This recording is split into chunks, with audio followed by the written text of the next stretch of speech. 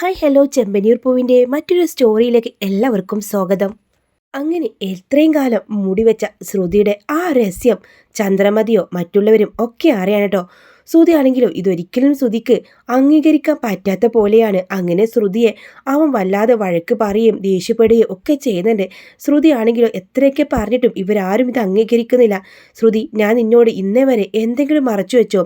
ഞാനും നീലിമയുമായുള്ള എല്ലാ ബന്ധവും നിന്നോട് പറഞ്ഞു. എന്നിട്ട് നിനക്കൊരു കുഞ്ഞുള്ള കാര്യമോ നീ മറ്റൊരു വിവാഹം കഴിച്ചതോ ഒന്നും നീ ഇതുവരെ ഒന്നും പറഞ്ഞില്ല. പക്ഷേ ഇപ്പോൾ എല്ലാം മറച്ചു വെച്ചതൊക്കെ പുറത്തു വന്നു. അന്ന് നീ സത്യം തുറന്നു പറഞ്ഞിരുന്നുവെങ്കിൽ ഒരിക്കലും ഞാൻ നിന്നെ തള്ളി പറയില്ലായിരുന്നു. പക്ഷേ നീ എന്നോട് ചെയ്ത് വെറും വഞ്ചന മാത്രമല്ല കൊടും ചതിയാണെന്നൊക്കെ പറഞ്ഞുകൊണ്ട് ശ്രുതിയെ ഇങ്ങനെ കുറ്റപ്പെടുത്തുന്നുണ്ട്. ചന്ദ്രമതിക്കും അവളോട് വല്ലാതെ തന്നെ ദേഷ്യം വരികയാണ്. രേവതിയോട് പെരുമാറുന്നില്ല, ഏറെ കഷ്ടത്തിലാട്ടോ പിന്നെ ശ്രുതിയോട് പെരുമാറുന്നത്.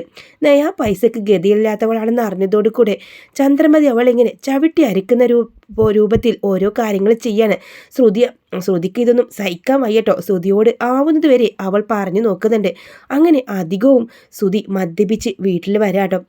അതിനുശേഷം ശ്രുതിയെ വല്ലാതെ വഴക്ക് പറയും, ദേഷ്യപ്പെടുകയും അവളെ അടിക്കുകയും കുത്തുകയും ഒക്കെ ചെയ്യുന്നുണ്ട്. ശ്രുതി ആ വീട്ടിൽ വിട്ട് ഇറങ്ങാൻ തന്നെ തീരുമാനിക്കാണ്. ഒരു ദിവസം ശ്രുതി അവിടെ ഒന്നും കാണുന്നില്ല. രേവതി ഈ വിവരം സച്ചിയോട് പറയുന്നുണ്ട്. ശ്രുതിയെ കാണുന്നില്ല. എന്ത്? ശ്രുതിയെ കാണുന്നില്ല? അവളെ പാർലറിൽ പോയിട്ടുണ്ടാവും. അവളുടെ അഹങ്കാരം എന്തായിരുന്നു? എന്നാൽ അവളിപ്പോൾ വട്ടപ്പൂജയാണെന്ന് എല്ലാവർക്കും മനസ്സിലായില്ലേ? എന്നാലും സച്ചേട്ടാ ഇങ്ങനെ കണ്ണു ചോരയില്ലാതെ സംസാരിക്കത്. ശ്രുതിയെ നന്നായിട്ട് ഉപദ്രവിക്കുന്നുണ്ട് ശ്രുതി അമ്മയും കൂടെ ചേർന്ന്. പിന്നെ ഇങ്ങനെ അവൾ പോവാതിരിക്കും? ഓ, ഞാനൊന്നും ഉപദ്രവിച്ചിട്ടില്ല. അവൾ പണക്കാരില്ലെന്ന് പറഞ്ഞ് കള്ളം പറഞ്ഞ് പറ്റിച്ചതുകൊണ്ട് മാത്രം ഞാൻ അവളെ വഴക്ക് പറയും. അല്ലാതെ ദേഹോപദ്രവമൊന്നും ഞാൻ ചെയ്തിട്ടില്ല. അതിനെ നിങ്ങളുടെ മകന് നന്നായിട്ട് ചെയ്യുന്നുണ്ടല്ലോ. അവൻ കാരണം അവൾ ഇവിടെ നിന്ന് പോയത്. അവളുടെ വീട്ടിൽ കാണും, അല്ലാതെ എവിടെ പോവാനാ? അതിന് അവൾക്ക് ഈ നാട്ടിൽ വീടുണ്ടെന്ന് ആരാ പറഞ്ഞത്? അവളുടെ വീട് എവിടെയാണെന്നോ എന്താണെന്നോ നിങ്ങൾക്കറിയില്ലേ? അവൾക്കൊരു മകനുണ്ടല്ലോ, അവിടെ പോയി കാണും. അങ്ങനെ ആരാണ് മകനെന്നോ എന്താണോ കാര്യമൊന്നും ഇവർക്ക് അറിയില്ല കേട്ടോ. അങ്ങനെ ആണെങ്കിലോ ഈ ഒരു വിവരം കിട്ടി എന്ന് മാത്രമേ ഉള്ളൂ. അങ്ങനെ അതിനുശേഷം സച്ചിയാണെങ്കിലും ശ്രുതിയെ അന്വേഷിച്ച് സച്ചിയും രേവതിയും കൂടെ പോകുന്നുണ്ട്. എന്നാൽ എവിടെയും തന്നെ ശ്രുതി ഉണ്ടാവില്ല. ആ സമയത്താണ് ആദിക്ക് എന്തൊക്കെയോ ഒരു അസ്വസ്ഥതയും ആക്സിഡന്റ് സംഭവിക്കുന്നത്. അങ്ങനെ ആദി തൻ്റെ അമ്മയെ കാണണമെന്ന് പറഞ്ഞ് വാശി പിടിക്കാണ്. എന്നാൽ ശ്രുതിയുടെ അമ്മയ്ക്ക് കാര്യങ്ങളൊക്കെ അറിയാലോ. വിമലാമ്മയ്ക്ക് കാര്യങ്ങളൊക്കെ അറിയാട്ടോ. എന്താണ് അവിടെ സംഭവിച്ചെന്ന കാര്യവും ഒക്കെ അവർക്ക് മനസ്സിലായിട്ടുണ്ട്. ശ്രുതി എല്ലാം പറഞ്ഞിട്ടുണ്ട്. താൻ ഒരിക്കലും ഇനി അവിടേക്കോ എവിടെയും മടങ്ങി വരില്ലെന്നും ശ്രുതി തന്നെ ഒരുപാട് ഉപദ്രവിക്കുന്നുണ്ടെന്നും ഞാനൊരു കാശിക്കാരി ആയതുകൊണ്ട് മാത്രം ശ്രുതി എന്നെ പ്രണയിച്ചതെന്നും ഒക്കെ പറയുന്നുണ്ട് കേട്ടോ. ശ്രുതി ഒരു വട്ടപൂജയാണെന്ന് അറിഞ്ഞപ്പോൾ ശ്രുതിക്ക് വേണ്ട കേട്ടോ. അപ്പോൾ ആ ഒരു സമയത്ത് നമ്മൾ ശ്രുതിയാണെങ്കിൽ നന്നായിട്ട് മദ്യപിക്കുന്നുണ്ട്. ആ ഒരു വിഷമൊക്കെ ആ അമ്മയ്ക്കറിയാം. മോനെ, അതിന് ആൻറ്റി എവിടെയാണെന്ന് നമുക്ക് അറിയില്ലല്ലോ. ആ വീട്ടിലേക്ക് ചെല്ലാൻ പറ്റില്ല. എന്നാലും എവിടെ ആയിരിക്കും? ആ ഒരു സമയത്താണ് രേവതിയെ വിളിക്കാൻ തീരുമാനിക്കുകയാണ് വിമലാമ്മ. മോളെ, നീ ഇതെവിടാ? അത് പിന്നെ ഞാനൊരു അത്യാവശ്യമായിട്ട് ഒരു യാത്ര പോവാണെന്ന് രേവതി പറയുന്നുണ്ട്. എവിടേക്കാ മോളെ? അതെ, ഞാൻ പറഞ്ഞിരുന്നല്ലോ ഞങ്ങൾ വീട്ടിലെ ശ്രുതിയെക്കുറിച്ച്. അവളെ കാണുന്നില്ല. അവൾ കാണുന്നില്ലെന്നോ? അവൾ എവിടെ പോയി? അതൊക്കെ പറയാതിരിക്കുന്ന ഭേദം. അവളെ വലിയ മലേഷ്യക്കാരൻ്റെ മകളാണെന്നൊക്കെ പറഞ്ഞത്. അത് അവൾ ഒന്നുമല്ലെന്നും അവളൊരു കുഞ്ഞിൻ്റെ അമ്മയാണെന്നൊക്കെ അറിഞ്ഞതോടുകൂടെ ഇവിടെ എല്ലാവരും അവളെ വല്ലാതെ മാനസികമായിട്ട് പ്രയാസപ്പെടുത്തായിരുന്നു. അങ്ങനെ ആ പാവം വീട് വിട്ടു പോയതാണ്. അമ്മ പ്രാർത്ഥിച്ചേക്കണേ അവൾക്കൊരു പോറലും പോലും ഏൽക്കാതെ ഞങ്ങൾക്ക് തന്നെ തിരികെ കിട്ടാൻ. ഇതറിഞ്ഞതോ വിമലാമ്മക്ക് സഹിക്കാവുന്നതിൽ അപ്പുറമായിരുന്നു കേട്ടോ. വിമലാമ്മ ആണെങ്കിലോ പൊട്ടിക്കരയാണ്. രേവതി, ഞാൻ പിന്നെ വിളിക്കാം എന്ന് പറഞ്ഞ് ഫോൺ കട്ട് ചെയ്യുന്നുണ്ട്.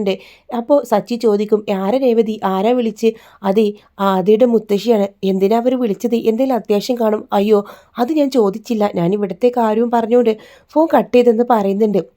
അങ്ങനെ വിമലാമ്മയെ വീണ്ടും രേവതി തിരികെ വിളിക്കുന്നുണ്ട് കേട്ടോ. എന്തിനാ വിളിച്ചതെന്ന് പറഞ്ഞില്ലല്ലോ.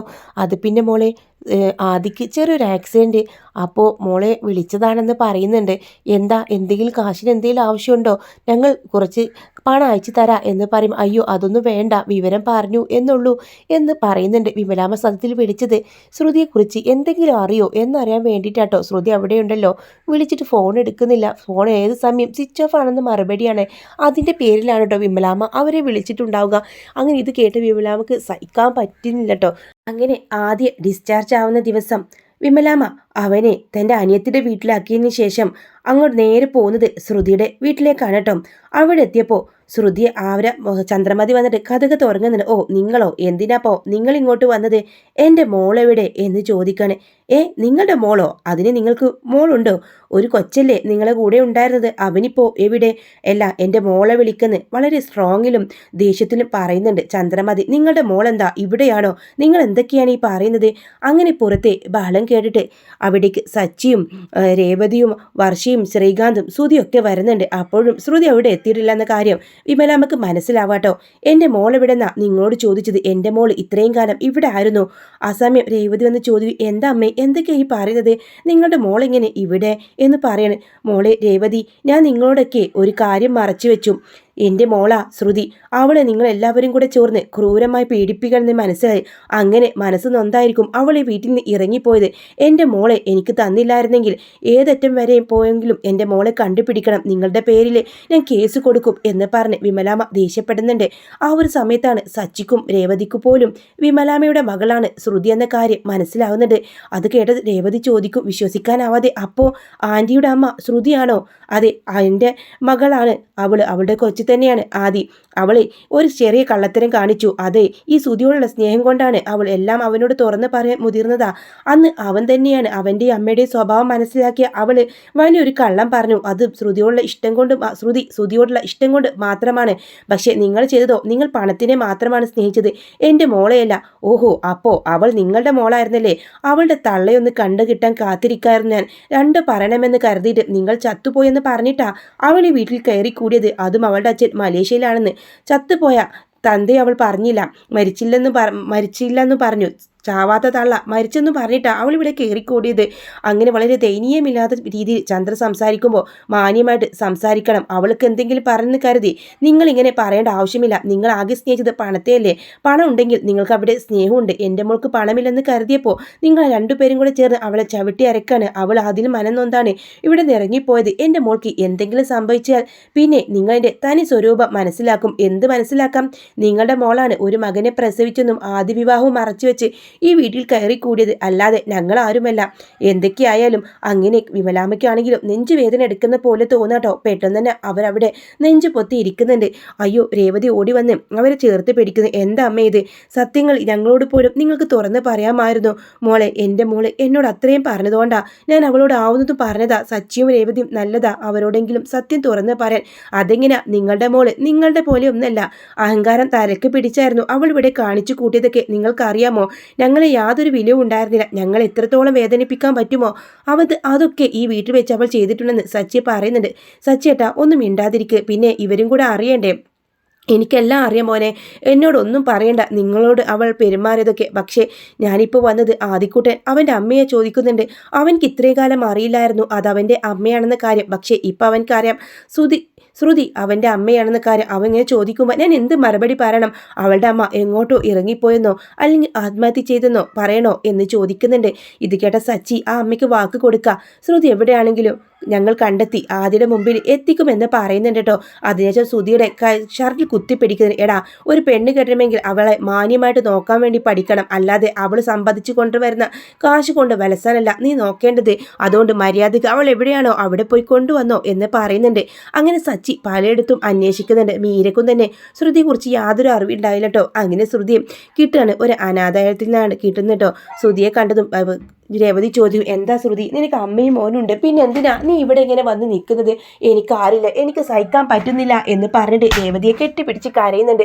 അപ്പോഴുള്ള ദേഷ്യമെല്ലാം മറന്ന് രേവതി ചേർത്ത് പിടിക്കാട്ടോ ശ്രുതിയെ. എന്നിട്ട് ആദിയുടെ വീട്ടിലേക്ക് കൊണ്ടുപോകുന്നുണ്ട്. ആദി അമ്മയെ കണ്ടതും കെട്ടിപ്പിടിക്കാണ്. അങ്ങനെ അവരെല്ലാവരും ഒന്നാവുന്നുണ്ട് കേട്ടോ. ശ്രുതിയോട് രേവതി പറയും, ഇത്രയൊക്കെ സംഭവിച്ചിട്ടും ഒന്നും തുറന്ന് പറയാതെ നീ എന്തിനാ ഇങ്ങനെയൊക്കെ കാണിച്ചു കൂട്ടിയത്? ഒരിക്കലും ഞാനും സച്ചേട്ടനോ നിന്റെ ജീവിതത്തിന് തടസ്സമാവില്ലായിരുന്നു. എനിക്ക് സച്ചേട്ടനെ പേടിയായിരുന്നു. പല കാര്യങ്ങളും നാക്കിൽ ലൈസൻസ് ഇല്ലാതെ വിളിച്ചു പറയും. ശ്രുതിയോ ചന്ദ്രമതി എന്ന അമ്മയോ ഒരിക്കലും എന്നെ സ്നേഹിച്ചിട്ടില്ല. ഞാൻ കൊണ്ടുവരുന്ന പണത്തിന് മാത്രമാണ് അവർ വില കൽപ്പിച്ചെന്ന കാര്യം എനിക്ക് മനസ്സിലായി എന്ന് പറഞ്ഞ് പൊട്ടിക്കരയുന്നുണ്ട്. അതോടുകൂടി തന്നെയാണ് ഞാൻ എല്ലാം മറച്ചു വെക്കാൻ തീരുമാനിച്ചത്. അത്രയേറെ സ്നേഹിച്ചിരുന്നു ഞാൻ ശ്രുതിയെ എന്ന് പറയാണ്. ഇനി അതൊന്നും പറഞ്ഞിട്ട് കാര്യമില്ല, നീ വാ, നമുക്ക് വീട്ടിലേക്ക് പോവാം. പിന്നെ നിന്നെ അവൻ സ്വീകരിക്കുന്നതും ഇല്ലാത്തതും അത് അവിടെ നിൽക്കട്ടെ.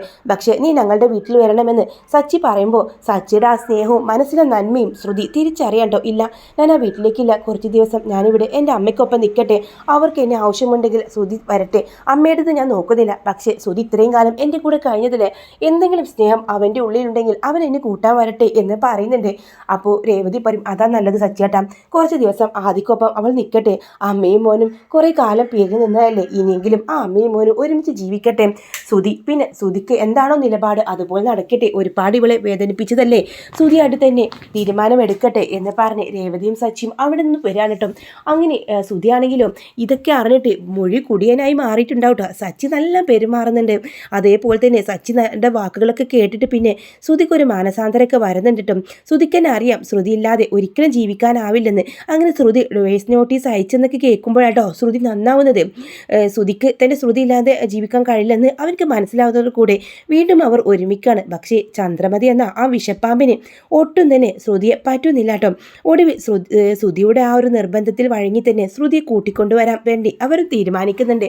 അങ്ങനെ ഈ ഒരു എപ്പിസോഡ് കുറച്ചൊരു 5-6 എപ്പിസോഡ് നീണ്ടു നിൽക്കുന്ന ഒരു എപ്പിസോഡാണ് കേട്ടോ ഇത്.